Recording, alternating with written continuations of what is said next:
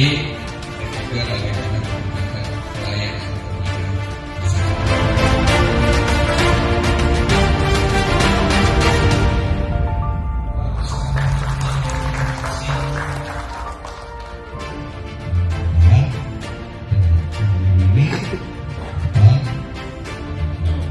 terus masuk lagi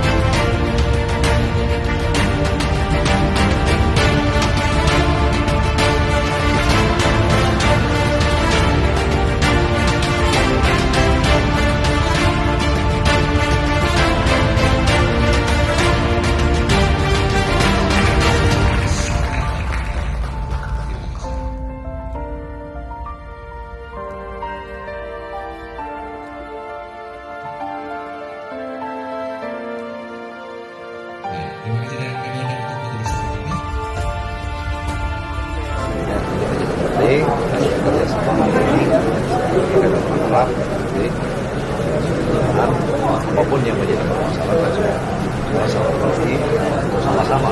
Kalau memang ini tidak bisa dilaksanakan oleh kedua daerah, kan kita ada provinsi, kemudian ada provinsi.